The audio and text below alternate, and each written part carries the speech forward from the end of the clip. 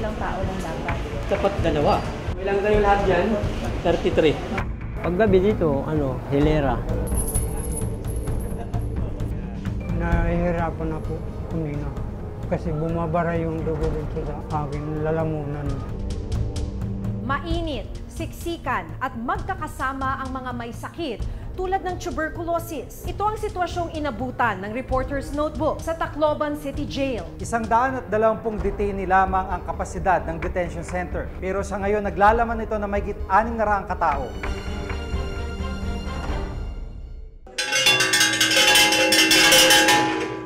Five. 10! 10! 40! Last number, sir! Tuwing sasapit ang alas 6 ng gabi, ganito ang eksena sa loob ng Tacloban City Jail.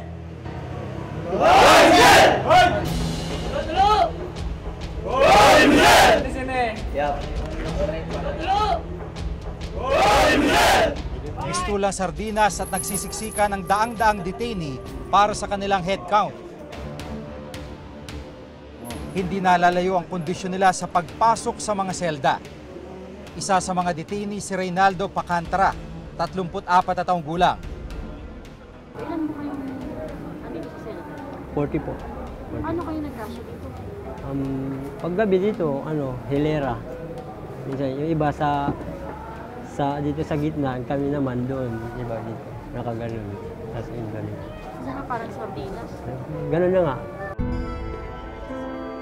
Dahil hindi nakasya sa mga seldang dating pasilyo na ito, ang nagsisilbing selda ngayon ng may 30 detainee. Ito po, minsan, ito yung pasilyo. So, ginagamit na lang nila ito para lang kahit paano makatulog ng maayos. Kasi congested na sa selda. Nagtayo na rin sila ng mga tarima o maliliit na kwarto na magkakapatong. Sa isang ganyan, ilang tao po? Minsan dalawa, minsan dalawa. Basta i-accommodate talaga nila yung isang silda para lang mabigyan bawat isa ng space makatulog.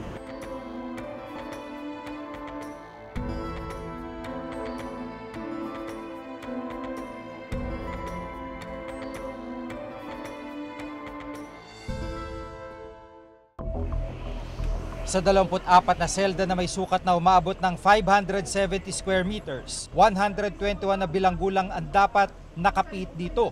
Pero sa ngayon, meron na itong 635 na mga bilanggo. Mga 8x9 lang siguro ito, 8x8. Dapat dalawa. Sa ICRC, policy, 4.7 per inmate. So kung 8 square meters, lalabas 2 tao lang dapat. Kung ilang kayo lahat dyan? 30? 33. Umaabot na sa 425% ang congestion rate ng kanilang bilangguan. Ba't hindi dun sa loob? Ipapahangin po. Mas dito. Malamit isa sa loob, mainit dun. Anong tatay ako ng ko, pamaypay kasi walang electric pan na iinit. Buong araw, Makati, mahapdi kasi kinakamot ko. Pero masaklap, maging ang mga may sakit, sama-sama at nakahalo sa iba pang detainee. We have no isolation cell intended for sickly inmate, lalo na yung merong mga contagious disease like TB. So wala tayong isolation cell. So ngayon, under medication naman sila. Mayo ngayong taon na matuklasang may tuberculosis ang 65 taong gulang na si Mang Amado Tanyega. Pero sa kabila nito, kasama niya sa selda ang 30 detainee. Dati pasilyo ito. Hindi ito silda dito. Nung bumaba kami, galing kami sa taas, dito kami nagpunta. Kaya nagawa na itong silda namin. 10 taon na siyang nakakulong dito at hanggang ngayon ay nililitis pa rin ang kanyang kasong murder. Ano yung lagay ng kaso ngayon? Wala pa, hindi pa na nililitis. Nainip na nga po eh. Bukod kay Mang Amado, 5 pang detainee ang natuklasang may tuberculosis. Saan po dito yung pwesto ninyo, kuya? Doon po ma'am sa taas. Doon sa taas. Gaano po kalaki yan? Sakto lang po mga 2 tao. Gabi-gabi tinitiis si Mang Amado at iba pang detainee ang malamig na sahig habang natutulog. Congested ang ating mga jails. Nag-house sila ng mga bilanggo ng number of inmates na higit doon sa kapasidad ng kanilang piitan. Based from that, doon sa pinaka-general na problema na yon, sunod-sunod na ang mga problema. Magkaroon ng isa doon ng sakit. And itong sakit na to ay communicable. Madaling mahawaan ang mga inmates. Ang average ayon sa aming survey ay 3 to 4 years ang bawat isang kaso. So, paikot-ikot na. Naging vicious cycle na siya kasi congested yung sobrang dami ang nakakulong. Ibig sabihin, sobrang dami ng kaso sa korte.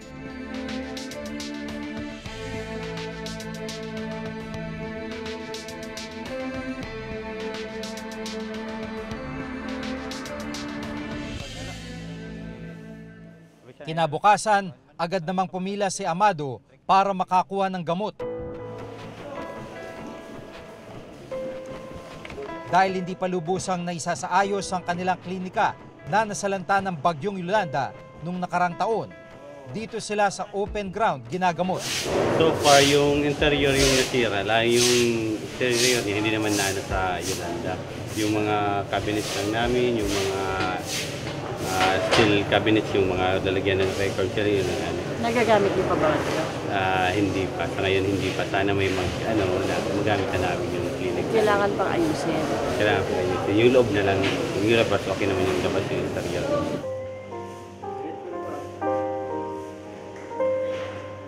Nasa pangalawang buwan na ng gamutan si Mang Amado para sa sakit na tuberculosis. Nung bigla ko ma-bleeding, nahihirapan ako huminga. Kasi bumabara yung dugo dito sa aking lalamunan. Pag kukulihad ko, ayun, lumalabas ang dugo. Tapos yung ginawa ko, hindi na ako yung gumalaw. Tapos tumigil yung dugo na lang basta. Ayun, dinala ko dun sa health clinic.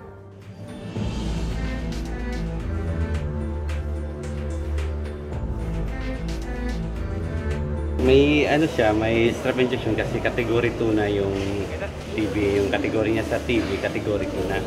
Yung nauna nating dalawa, category 1 para yung... May 4 na nurse na nagsasalitan sa Tacloban City Jail. May doktor po bang nakastandby dito or ano po yung schedule? Wala, yung doktor namin nasa regional office. Kailangan ng court order bago payagang makalabas ang isang detainee para pumunta ng ospital, maliban na lang sa mga emergency case.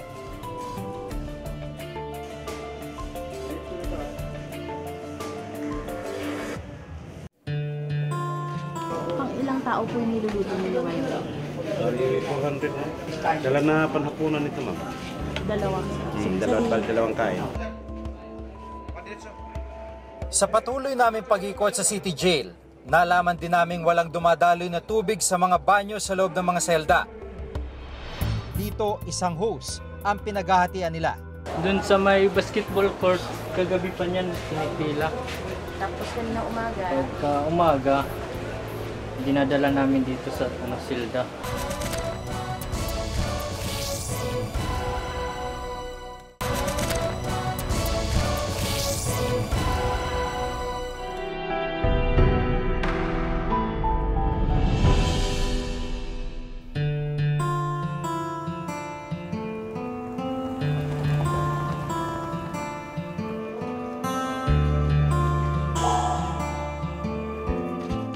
Ilang tao po yung niluluto ninyo ngayon? 400 na. Dala na panhapunan ito, ma'am. Dalawang kain.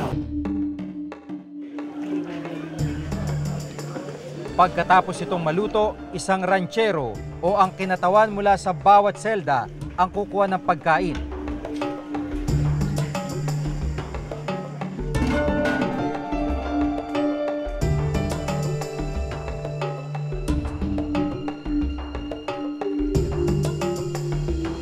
Sila na magdadala at magbibigay nito sa mga kasama nila sa selda.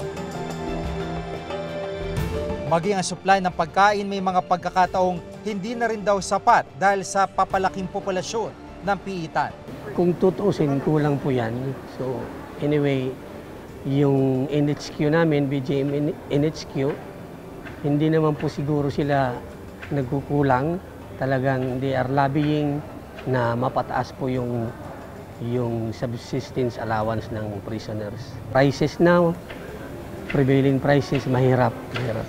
Tumataas yung price, yung mga bilihin, pero yung budget, yun pa rin. Kung hindi sa loob ng kani-kanilang selda, dito sa labas kumakain ng mga detainee.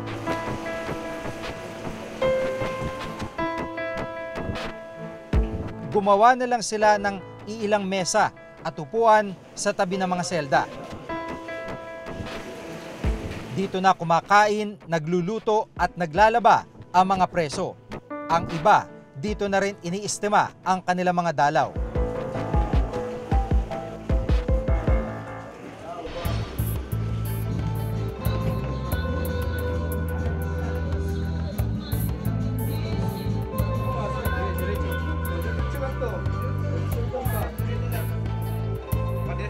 Sa patuloy naming pag-ikot sa City Jail, nalaman din naming walang dumadaloy na tubig sa mga banyo sa loob ng mga selda.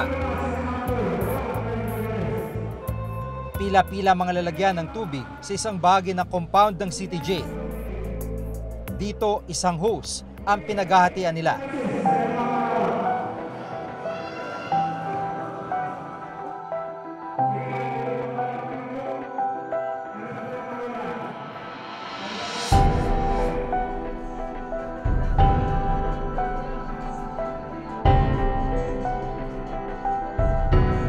Di naman ako nagpatulong sa buhat.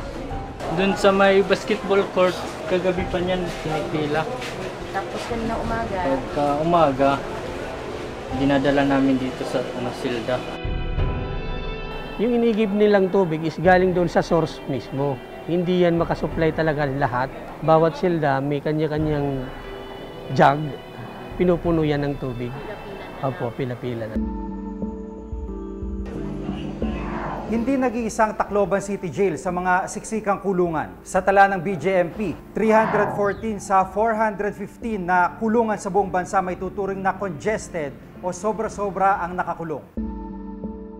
Meron naman pong comprehensive plan ang Bureau na i-address to through jail construction. Nagbibigay naman po ng pondo ang national government. Kagaya nga po ngayon, meron tayong construction ng mga jail buildings para maibsan yung congestion rate sa loob ng kulungan. Kamakailan lang naging laman ng mga balita ang ginawang detention cell ng para sa mga personalidad na sangkot di umano sa pork barrel scam. Ito yung isa sa mga kwarto na maaaring pagkulungan sa mga nasasangkot sa PDAP scam. No? Makikita natin, meron ditong kama na pang-isahan lang, may maliit na side table at meron ding sariling lababo. At yung tinitingnan ng mga kasamahan natin dito, itong mismong banyo, itong mismong kwarto na ito. At paliwanag ng PNP ay hindi naman talaga ito kulungan, kundi officer's quarter dapat na kinonvert para i-accommodate ang mga senador na ito. Kung ikukumpara ang selda ng mga nasa Tacloban City Jail sa detention cell sa Krame, ang sukat ng kulungan sa Tacloban City Jail ay 14 square meters samantalang ang detention cell sa Camp Crame ay may sukat na 32 square meters o triple sa ginagamit ng mga nasa Tacloban. Isa si Senador Miriam Defensor Santiago sa mga pumuna sa di umano'y VIP treatment ng mga high-profile na bilanggo at detainee. I am against any VIP treatment for any detention prisoner unless all other detention prisoners in the country are placed in the same situation. Bakit po ba sa PNP Custodial Center dinala yung dalawang senador? Patuloy kaming tumatanggap ng mga high-profile, high-security detainees dahil nga rin sa kautusan ng hukuman o ng korte. Bakit po kailangan mag-convert ng PNP? Hindi na lang isama sila sa normal na selda. Halimbawa, bakantihin yung isang selda, pero sa normal na jail po. Bakit po ganun? Kasi nga po, doon sa custodial service may sectoring, may grupo-grupo at hindi sila pwede basta-basta paghaluin doon sa mga ibang grupo.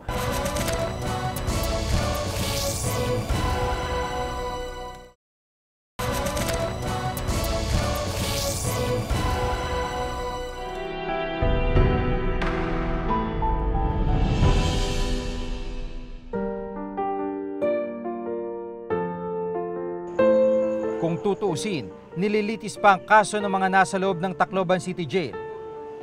Pero sa kanilang kalagayan sa ngayon, tila ramdam na nila ang parusa. Maasahan rin ba ng mga ordinaryong tao ang maayos na kalagayan sa loob ng piitan? Itong mas pinalawak na pagbabantay sa mga isyu ng bayan, ako si Jigo Manikan.